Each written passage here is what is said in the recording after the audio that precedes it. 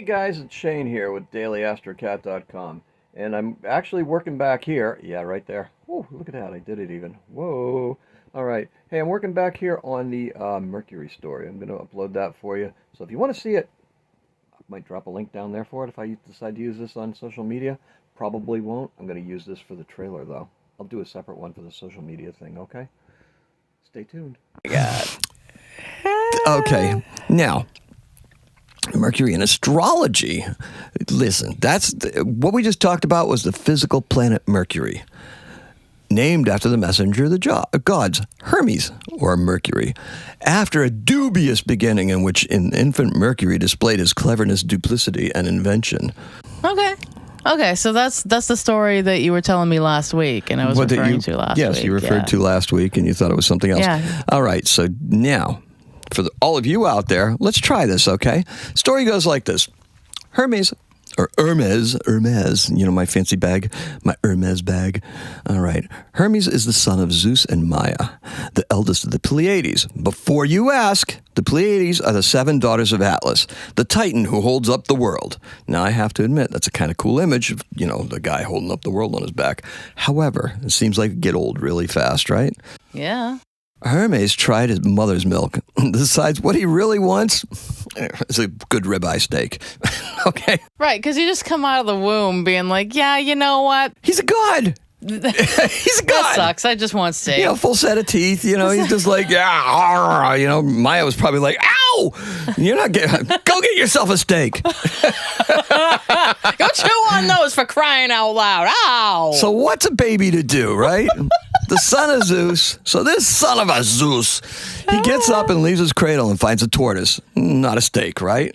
Like any bored newborn, he kills it and fashions a lyre out of its shell, and presumably the entrails are strings. Gross. Playing Inagata Davida. Bum, bum, bum, bum, bum, bum, bum, bum, bum, bum. He plays a little classical gas, and remembers that he still wants a steak. Amusing, but still terribly horrific. Yes. So, you know, then he sees yonder cattle, okay? Yonder cattle. He walks a bit more and sees 50 heads of cattle. Did you know that's where the word for cattle comes from? Caput, meaning head. Really? Yes. Oh. And that's also where the word capital comes from, meaning cows. Cattle, cows, caput. How many cows does your father own? Yes. Now you know, the world is all one, and it's amazing. It goes cross-culture and everything. Now, these are special kind of cattle. They belong to Apollo, his brother. Hermes rounds them all up and walks them backwards into a fold, because every infant thinks this way, and traps them. He accomplishes this by making some tree bark sandals to disguise his footprints, and drives the cattle backwards into the fold, that so-called fold. I don't know what folds are, but supposedly there are these things where you can stick cattle in and put maybe a rock in front of it. I don't know. Who knows? They're gods. Maybe it's some interdimensional portal in time. I don't freaking know. But so then what happens? He kills 2 of them and decides to eat his steaks. There was one problem, though. He didn't have fire.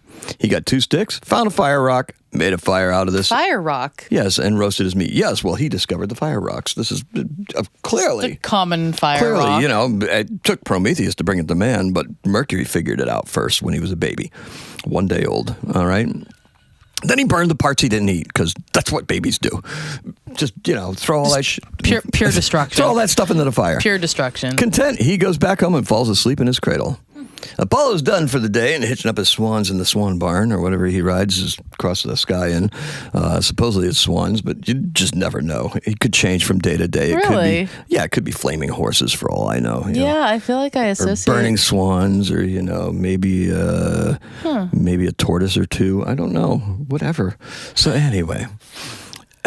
Apollo's done for the day, and he passes over his fields, and he's like, oh, look, yonder cattle are missing. Yonder, there's that word again. My yonder cattle are missing. Rather than look around for them, he casts some spells and stuff and throws some bones and carves some entrails and stuff. He's like, oh, I know what happened to my cattle. Hermes took them. 1 day old, he goes to the cave where Maya lives. Hermes, he's asleep in his crib, okay? Apollo tells Maya, my cattle are missing. And Hermes did it. He's a baby. Look, he's sleeping in his crib. Now, she shows him the sleeping baby. And, his lips curled, his greasy little lips, curled in a smile of contentment. And Hermes wakes up and, despite smelling like a steakhouse, denies Apollo's accusations.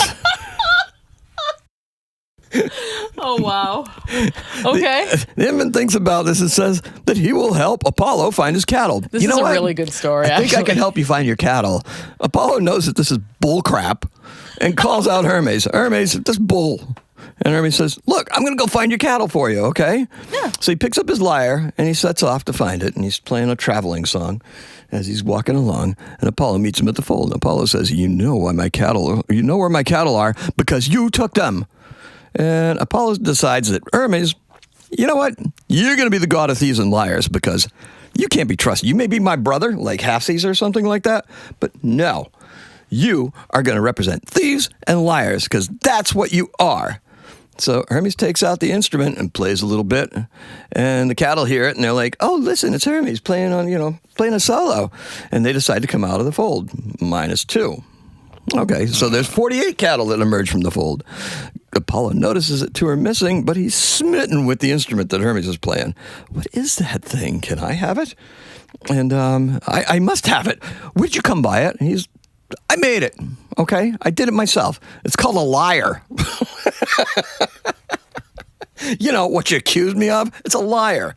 Liar playing liar. Liar on liar. Yes, that's what you called me. And, even though you have your cattle back, I'm still a liar. And this is still a liar. Apollo's like, hey, I need to have that. I got this cool whip. Let's make a deal. Yes, let's make a deal. I got this cool whip. And you know what? If you take me up on my offer and give me the lyre for the whip, I'll let you watch over my flocks, and I won't tell Dad what a bad kid you are, okay? Even though you ate 2 of them. Eventually, Hermes, they leave. Everything's hunky-dory. He gets his thing, right? Eventually, Hermes will get bored watching the cattle. He'll make a panpipe and, start playing that to the cows, and then trade that to Apollo for the caduceus. All right, and a spiffy helmet with wings. He gets sent to Mount Olympus, and guess what? You get winged sandals, kid.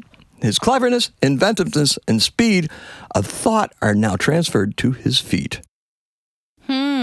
So that's leaving his mind for carrying messages? Perhaps, I don't know. It's funny how this myth isn't so much about a hero as it is a story that illustrates the cleverness of Hermes. Yeah. This cleverness is what informs our astrological understanding of what the planet Mercury governs.